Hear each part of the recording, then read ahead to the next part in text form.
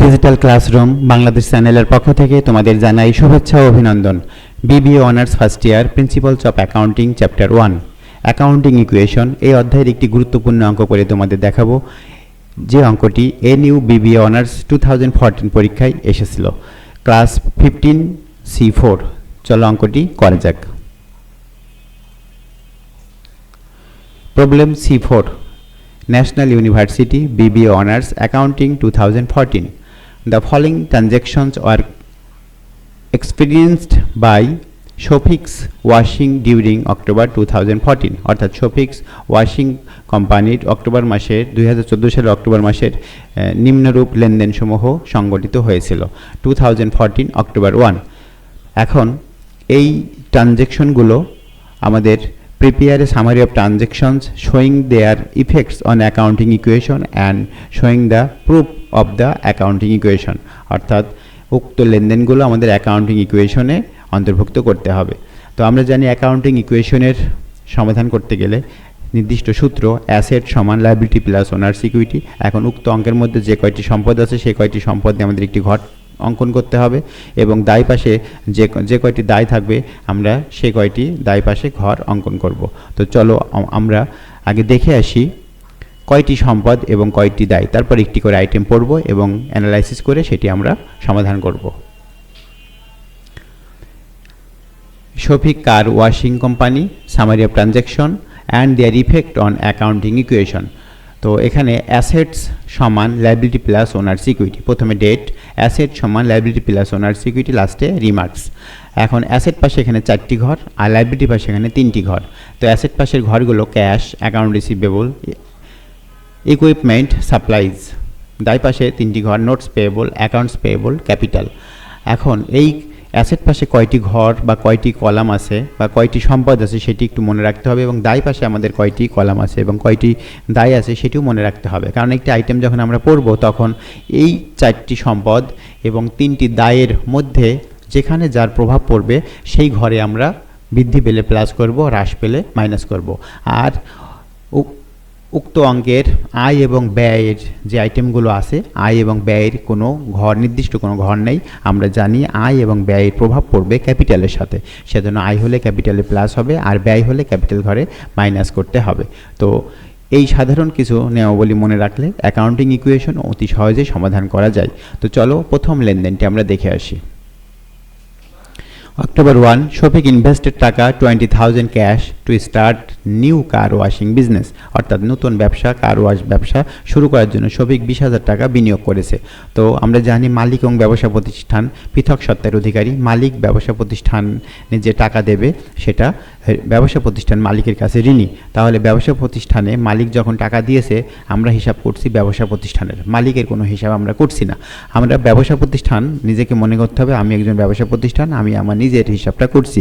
সেই দৃষ্টিকোণ থেকে আমরা যদি এখানে উক্ত লেনদেনটি বিশ্লেষণ করি তাহলে মালিক শফিক ব্যবসা প্রতিষ্ঠানে 20,000 টাকা প্রদান করেছে। তাহলে আমরা ব্যবসা প্রতিষ্ঠান, যদি আমরা নিজেকে ব্যবসা প্রতিষ্ঠান মনে করি তাহলে আমাদের নগদ টাকা বৃদ্ধি পাচ্ছে, 20,000 টাকা বৃদ্ধি পাচ্ছে। অন্যদিকে যেহেতু শফিক আমাদের কাছে 20,000 টাকা দিয়েছে মূলধন বাবদ, সেজন্য আমরা তার কাছে ঋণী হয়ে থাকলাম 20,000 টাকা। সেজন্য আমরা আমাদের একদিকে সম্পদ বৃদ্ধি পাচ্ছে, আরেকদিকে দায় বৃদ্ধি পাচ্ছে। সেজন্য আমাদের অ্যাসেট পাশে ক্যাশের ঘরে প্লাস করব, লায়াবিলিটি পাশের ক্যাপিটাল ঘরে প্লাস করব। অর্থাৎ ক্যাশে প্লাস 20,000, ক্যাপিটালের ঘরে প্লাস 20,000, পাশে লিখতে হবে ইনভেস্টমেন্ট। এরপরে পরের লেনদেন আমরা দেখব। দ্য বিজনেস বরোড টাকা 4,000 from a bank and note payable was signed অর্থাৎ ব্যবসা প্রতিষ্ঠান ব্যাংক থেকে টাকা ধার করেছে 4,000 টাকা, অর্থাৎ নোট পেয়েবল ইস্যু করে। তো ব্যাংক থেকে টাকা ধার করলে ব্যবসা প্রতিষ্ঠান টাকা বৃদ্ধি পেয়েছে, ব্যবসা প্রতিষ্ঠানের টাকা বৃদ্ধি পেয়েছে 4,000। এই টাকা বাড়বে কোথায়? ক্যাশে, অর্থাৎ ক্যাশে প্লাস হবে 4,000।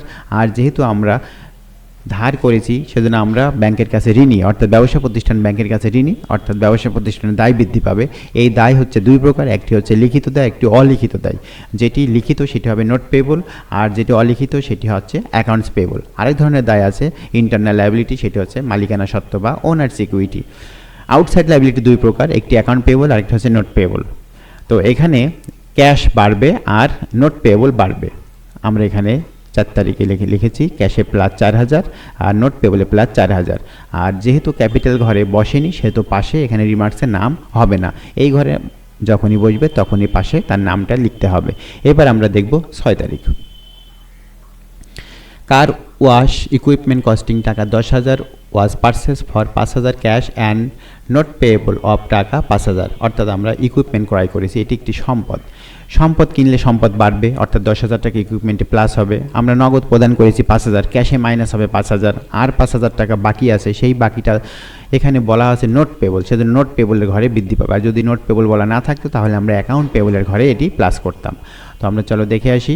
আমরা কিনেছি ইকুইপমেন্ট ঘরে বাড়বে প্লাস 10,000। নগদ ইকুইপমেন্ট কিনে আমরা সাথে সাথে নগদ টাকা প্রদান করেছি 5,000, ক্যাশে মাইনাস 5,000, আর 5,000 টাকা আমাদের বাকি থাকবে, সেটি নোট পেবল। যেহেতু উল্লেখ আছে লেনদেনের মধ্যে নোট পেবল, সেজন্য আমরা নোট পেবলে প্লাস করেছি 5,000। এরপরে আমরা দেখব 8 তারিখের লেনদেন। সাপ্লাইজ কস্টিং টাকা 2,000 ওয়ার পারচেসড অন অ্যাকাউন্ট। অর্থাৎ আমরা সাপ্লাইজ ক্রয় করেছি অন অ্যাকাউন্ট মানে বাকিতে। সাপ্লাইজ একটি সম্পদ বাড়বে 2,000 টাকা, অন অ্যাকাউন্ট মানে বাকিতে। এইটা কিন্তু এখানে পাওনাদার, কিন্তু এখানে নোট পেয়েবল বলা নেই, সেজন্য এটি হবে অ্যাকাউন্টস পেয়েবল। তো আমাদের একদিকে সম্পদ বাড়ছে 2,000 টাকা, আরেকদিকে দায় বাড়বে 2,000 টাকা। সম্পদ পাশে প্লাস হলে দায় পাশেও প্লাস হবে, যেটি আমি পূর্বেও বলেছি। অর্থাৎ সাপ্লাইজের ঘরে প্লাস 2,000 টাকা এবং অ্যাকাউন্টস পেয়েবলে প্লাস 2,000। এটি নোট পেয়েবলে বসলো না, কারণ লেনদেনের মধ্যে অন অ্যাকাউন্ট লেখা আছে, নোট পেয়েবল লেখা নেই। নোট পেয়েবল লেখা থাকলে আমরা নোট পেয়েবলের ঘরে যোগ করতাম, যেহেতু কোনো কিছু লেখা নেই সেজন্য অ্যাকাউন্ট পেয়েবলে বসবে। এরপরে আমরা দেখব 10 তারিখ। টাকা 1,000 payment was made on note payable. Note পেয়েবলদের 1,000 টাকা পরিশোধ করা হলো। পরিশোধ করলে আমাদের ক্যাশ কমে যাবে আর নোট পেয়েবল কমে যাবে, তাহলে ক্যাশে মাইনাস 1,000, নোট পেয়েবলে মাইনাস 1,000। আমরা 10 তারিখে দেখি ক্যাশে মাইনাস 1,000, নোট পেয়েবলে মাইনাস 1,000।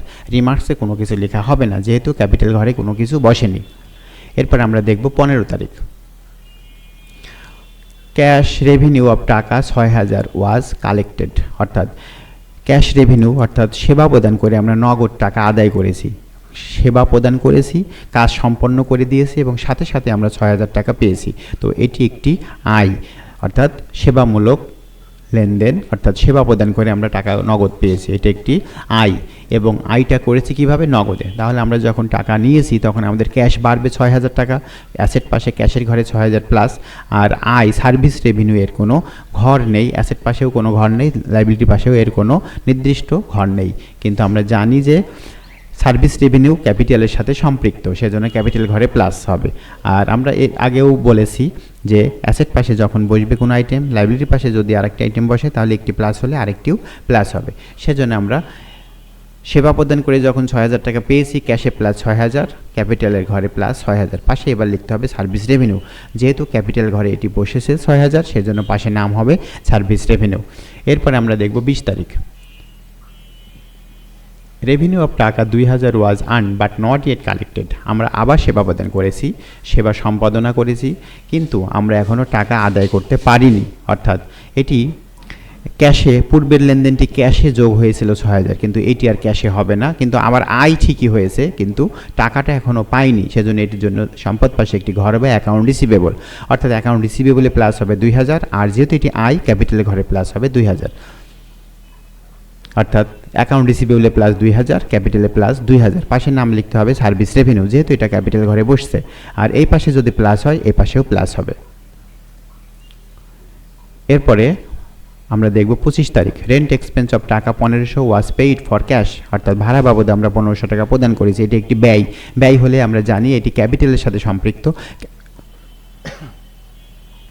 সেজন্য ক্যাপিটালে মাইনাস 1,500। আর ক্যাশে প্রদান করা হয়েছে, এজন্য নগদ টাকা কমে যাবে বলে ক্যাশে মাইনাস হবে। সেজন্য আমরা এখানে 25 তারিখে ক্যাশে মাইনাস 1,500, ক্যাপিটাল মাইনাস 1,500।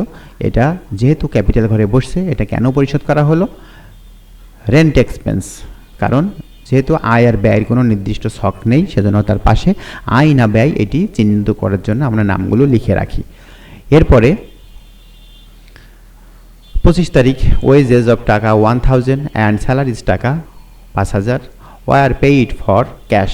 অর্থাৎ ওয়েজেস আর স্যালারি একসাথে আমরা 6,000 টাকা প্রদান করেছি। এই দুটি আইটেম একটা ব্যয়, তো নগদে প্রদান করলে ক্যাশ কমে যাবে, আর যেহেতু ব্যয় ক্যাপিটালে ঘরে মাইনাস হবে, দুটো একসাথে আমরা যোগ করে দিতে পারি এবং আলাদা আলাদাভাবেও দিতে পারি। তো দেখি আমরা ক্যাশে মাইনাস করব 6000 আর ক্যাপিটালে মাইনাস করব 6000। ওয়েজেস অ্যান্ড স্যালারিজ এক্সপেন্স অর্থাৎ দুটি আইটেম একসাথে আমরা এখানে পোস্টিংটা দিয়েছি। আলাদা আলাদা দিলেও হবে, পাশে লিখতে হবে ওয়েজেস, আর আলাদা দিলে স্যালারিজ এক্সপেন্স আলাদা আলাদা নামে লিখতে হবে, একই তারিখে দুটি লেনদেন। তো যেহেতু আমরা একসাথে যোগ করে এটি দিয়েছি, সেই জন্য আমরা এখানে লিখেছি ওয়েজেস অ্যান্ড স্যালারিজ এক্সপেন্স, ক্যাশে মাইনাস ক্যাপিটালে মাইনাস। তারপরে 30 তারিখ সাপ্লাইজ কস্টিং টাকা 1800 were used out of supplies purchase on October 8 তারিখে আমরা সাপ্লাইজ কিনেছিলাম 2000 টাকা, তার মধ্যে থেকে 1800 টাকার সাপ্লাইজ এখন ব্যবহার হয়ে যাচ্ছে। এখন আমাদের নতুন করে কিনা লাগছে না, ক্রয় করা লাগছে না, এখন আমাদের ক্রয়কৃত সাপ্লাইজ ঘরে স্টকে ছিল, সেই সাপ্লাইজ আমরা এখন ব্যবহার করছি। এখানে এই পারপাসে এখন কোনো নগদ টাকাও দেওয়া লাগবে না এবং কোনো বাকিও থাকবে না, আমাদের ঘরের জিনিস কমে যাবে, সেজন্য সাপ্লাইজের ঘর থেকে মাইনাস হবে, অর্থাৎ সাপ্লাইজের ঘরে মাইনাস 1800 টাকা। আর যেহেতু এটা ব্যবহার হয়ে যাচ্ছে, ব্যবহার হয়ে গেলে তখন যখন আমরা ক্রয় করেছিলাম তখন ছিল সম্পদ, সাপ্লাইজ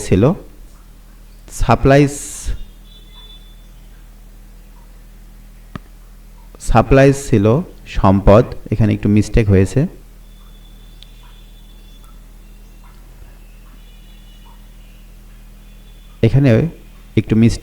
এটা আসলে 8 তারিখে সাপ্লাইজ ছিল, সেটি এখানে ইউজড করা হয়েছে, সেজন্য এটি হবে সাপ্লাইজে মাইনাস এবং ক্যাপিটালে মাইনাস।